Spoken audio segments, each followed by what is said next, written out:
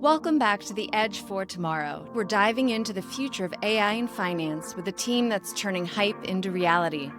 Bruno Lorenzelli is a veteran trader and technologist who spent decades inside the credit markets, seeing firsthand where the system breaks. And during the pandemic, he made a bet on New York to fix it. He founded Scalata, a platform designed to replace clunky spreadsheets and slow processes with powerful, compliant AI tools made for the financial world. Welcome, Bruno. We also have with us Chris Salisbury, Scalata sales strategist, who's bringing this vision to market. Chris, thanks so much for being here. I asked you both here today so we can speak about what it takes to build in a space crowded with noise, why compliance is the battleground for real AI adoption, and how you're navigating the challenges of building a company in the most competitive city in the world. Let's get into it. I'll start with Bruno. In one sentence, what does your service provide? Thank you, Tracy. We build a framework for financial institutions and provided a holistic view of covering all the issues they have in transitioning to a new economy and a new way of working, which is the generative AI. Generative AI is nothing more than Internet 2.0. It's a complete different way. And so we are transitioning the global economy, global standards. Finance has always been the first buyer and I would say change maker of, in adopting technology. We build what is called a framework. Thank you. And Chris, how do you differentiate Scalata from the competition? I think the competition consists of a lot of tools that solve for maybe one or two use cases, where we're providing, like Bruno alluded to, a holistic solution where it can really be tailored and customized based on the needs or pain points that an institution is looking to solve. And Chris, why partner with Bruno? What does he bring to the landscape, his strengths, or as an outlier? Bruno is building the future, both as a leader and a technologist. I think the entire industry will follow suit with what he's building, and pretty special to be at the forefront of that. Absolutely. Bruno, you mentioned that 90% of processes in credit markets still run on Excel. What's the hidden cost of this status quo that people don't realize? That's correct, Tracy. Fundamentally, to have results, so, generative AI produce natural language, an Excel or a text, but then you download it, you work on it on your email, and then you send it around. Still manual. It's still not fully integrated. There's a lot of curiosity at the moment. It's not going to change overnight, It took the world to change to internet economy, to emails, 10 years. I was born during this period. I was born basically, and I saw it, firsthand. And so I can tell you that Gen AI, it's really in its infancy today, really infancy. Now, you need expertise to build that. You need to understand the entire industry gaps. We built Scalata, for instance. The first thing I thought was data governance, because no bank is going to use it unless they control it, and unless they see that no one is abusing with their own data. And so we built this ground up like this. And this is why I think after 3 years, because trust me, we've been building this for 3 years. It's not something that we did in 6 months. We are a big part of Databricks, okay? We are built on Databricks. It's one of the, the big points we have. So we are the only tech that can fundamentally operate natural language chatbots and tools such as our own digital Excel with gigabytes of data and with more than 20, 30 documents or attachments running at the same time. Today, and we spent 3 years doing this, there's no tool doing that. You need to build it. So you need to have a large bank, such as the big names that here, and they build their own, and they spend millions of dollars doing this, okay? Scalata is the answer to that. You don't have to do this anymore. There is a vision. In the next 10 years, maybe now we have 1,000, 2,000 models available. All PhDs, all independent companies around the world will build their own models.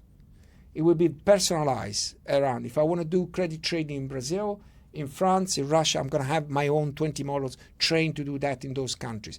You need to deal with this vision, onboarding, customizing, and dealing with data. And Scalata has been built to face this incredible production of knowledge, okay? and to plug and play and to be extremely cheap and scalable. So there is a vision that we know that in the next 10 years there will be 1 billion models, there will be 2 billion agents flying around, and you have to deal with that. Chris, to follow up on that, if you had to sit down with one skeptical institutional investor, what would you show them or talk to them about to change their mind?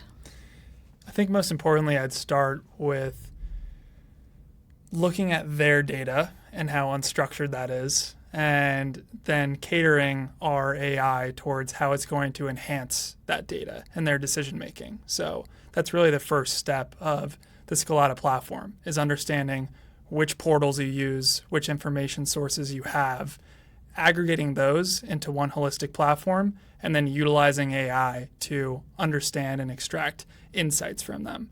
So I think once we accomplish step one, step two becomes very clear in terms of an output perspective, what they can actually get from their data that they can't see visibly across a dashboard or a subscription, right? So talking to the chatbot about things that are important to them, such as their portfolio or their performance, or most importantly, the risk within that portfolio, that's what I would show them. And I think they'd be pretty surprised at just the red flags and sort of gaps they could uncover through using our service.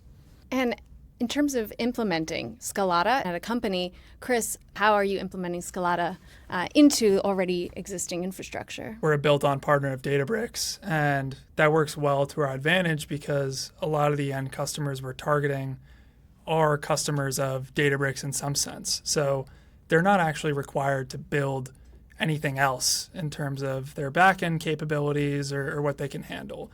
Databricks is sort of that initial layer for them to do so. We provide what's called a more intuitive user interface for them to build on top of what they already have on their back end. So in terms of implementation, it's very, very easy, which is integrating any news sources or legacy systems that they currently use.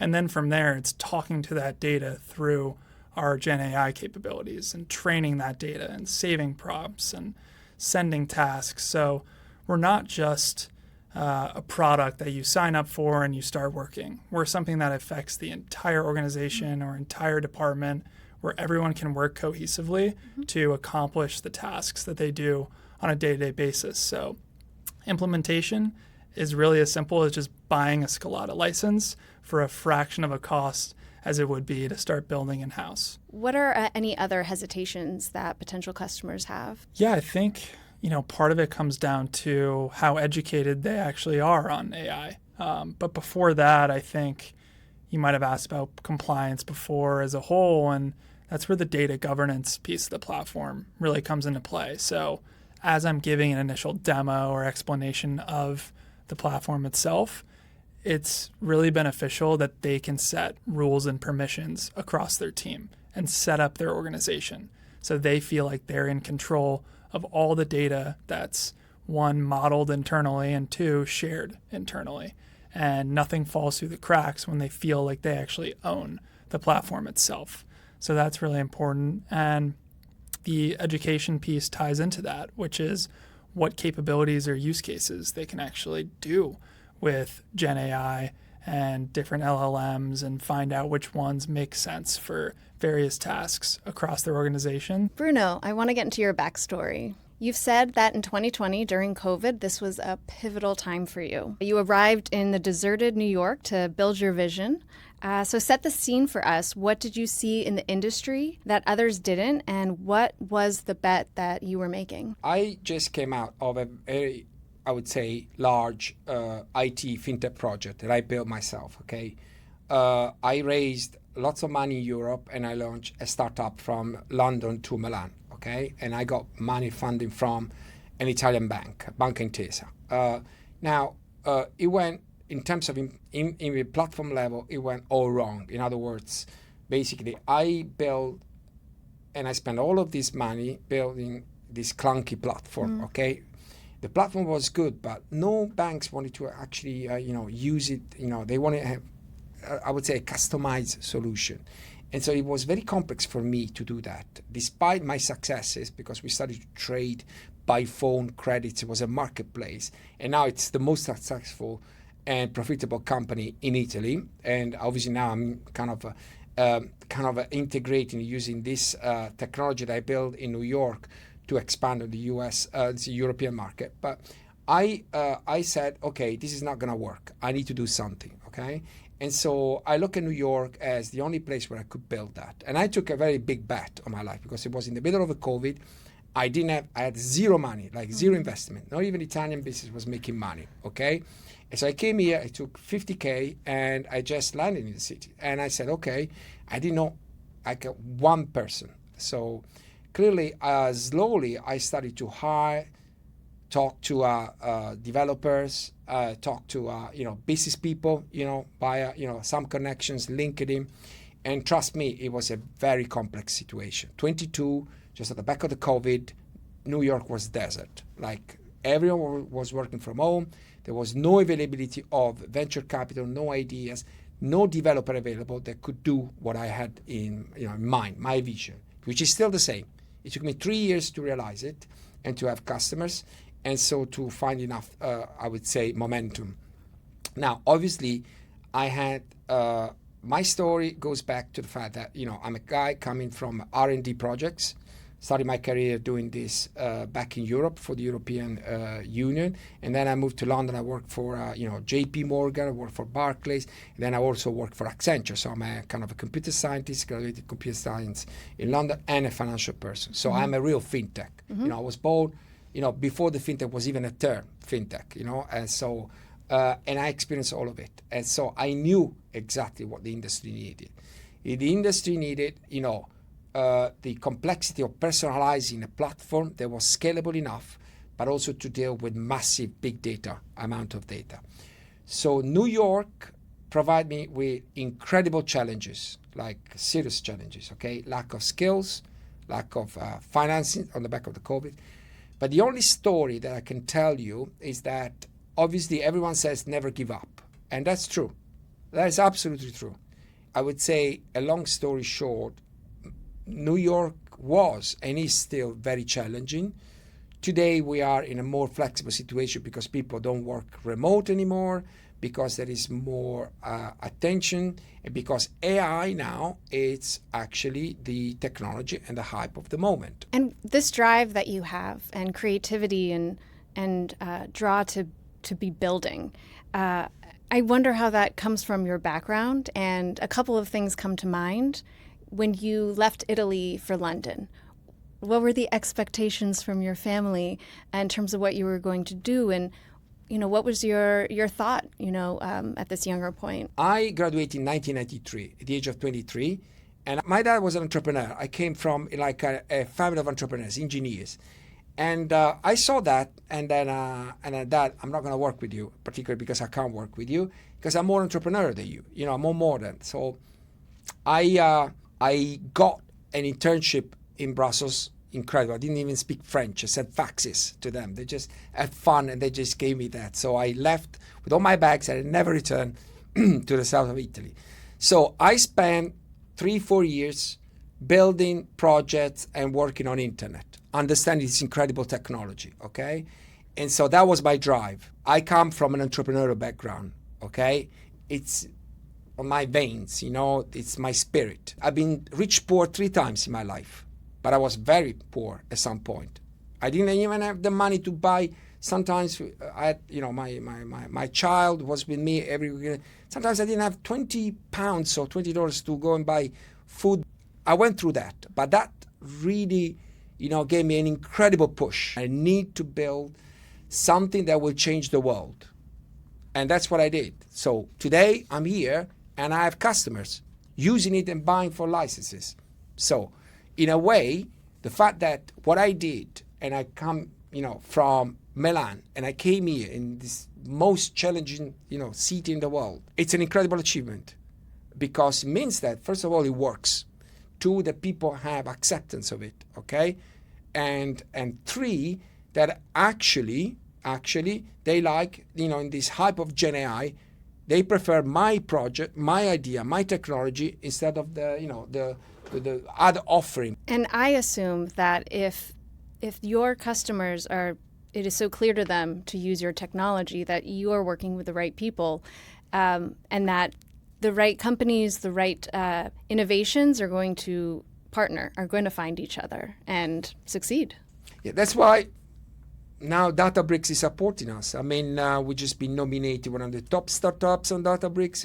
We came from the summit, Databricks Summit AI. So we were, and I just joined a month before, basically. So so we're building on top of them a lot. We have a tech that can digest and deal with 20, 30 files between spreadsheets and documents, and can run chatbots with 10 gigabytes queries.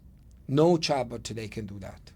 You need to build it, okay? Because we know banks want that. We know they want that. A real startup, Fintech, needs to be able to make sales around the world, okay?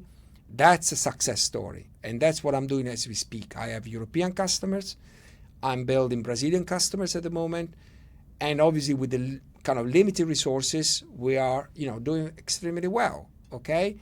And so that's a kind of story to also having as a CEO, but also as someone who, builds companies, that kind of vision and understanding that you can't have just a local model. You can't have just a local thing.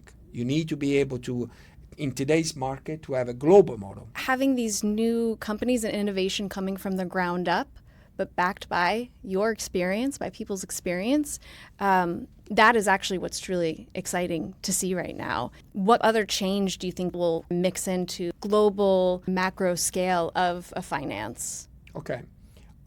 So I truly believe that the financial industry will be the first one to really adopt Gen AI at full scale. Okay. So if you listen to the CEO, of Goldman Sachs, David Solomon, he said, my vision is that 90 to 95% of the prospectuses we build, we use Gen AI. So the big changes that I see in general, on the one end is the full-scale adoption, because there is the kind of the old school finance people that still need to be trained and adopt this technology on a daily basis. But also there is regulation. The problem is regulation is very flexible at the moment. It's not being enforced, okay? So there are more internal regulation of banking dealing with data, so data governance, fundamentally the fact that you can't, I would say build a model or push a model within the AI model because this is proprietary information of the bank and things like this. And we have the solution building. You don't have to pay it. But regulation, I think, is the biggest challenge. Mm-hmm. And it has to come. Oh, well said. And I'm wondering, my favorite question. I'll ask both of you this, but Chris, when you're doing the demos, providing access, is there an aha moment you've been seeing kind of repeated with a lot of people at a certain moment in the demo, or seeing some sort of aspect? Yeah, I think it is the intuitiveness in terms of what they can plug and play into the platform. Like I think I mentioned it before, a lot of tools are focused or really good at one or two things. What we do at Scalata is provide this entire framework for them to choose which models they like, which systems they want to integrate, what sort of rules and permissions they want to establish. So the ability to do everything at once, I think, is the aha moment within itself. Is just, this isn't for one department or one team.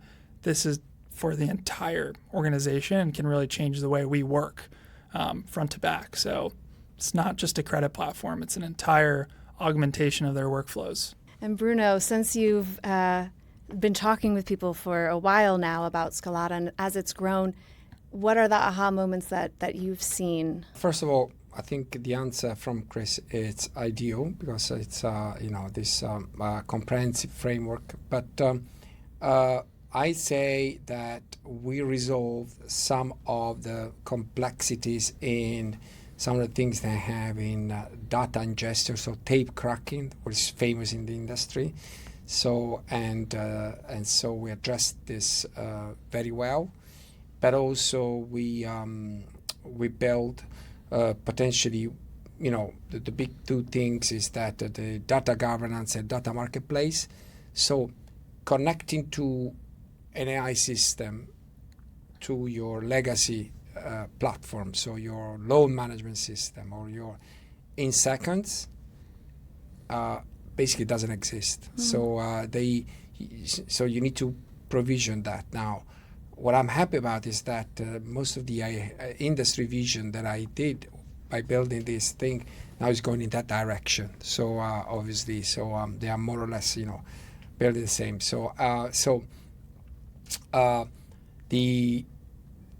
That's really hit. The other aha moments is that when I run demos, I basically use the other chatbots and I use us. Yes. and I show them the difference. That's the aha moment. They say, "Whoa, okay, there's a difference." So the things the other chatbots can't do. And my last question, what's your advice to founders, CEOs, leaders who are navigating the AI adoption across finance or just across industries that are traditionally slow to change, like these higher risk industries? Yeah, I think advice would be just be really intentional about what you're building. Like AI in the current landscape is starting to feel like such a buzzword and starting to address so many different things. So if you're a founder, whatever you're building, make sure you're actually solving a deep pain point in an unstructured industry rather than just build a product and then attach the word AI to it to try to raise funding. So I think that goes for any startup, but just be passionate and intentional about what the product is and the problem you're solving. Mm-hmm. And Bruno? Everything you're going to see from now in the next 10 years will be this, more or less. So going to be built around AI, okay, or generative AI. The advice is you need to look at really resolving a problem. You need to resolve a problem, okay? That's the first thing. And it's very complex to find something that resolves a real problem, okay? So that is the first advice. You need to have a real, problem that you're addressing, okay? Two, obviously, being committed and trying to learn or find that kind of experience firsthand, it's fundamental. Building a startup, building a company, it's no joke. It's a life, change completely. It's like you're growing a child, having a child, basically. It's a life change. So, and people understand, particularly here, they are very smart. They understand whether this is going to be a success or it's not going to work, okay? And it's because of you. So it's never about the technology. It's never about the money. It's about the team. It's always about the team. Always. It's about the CEO, the people you choose working with you.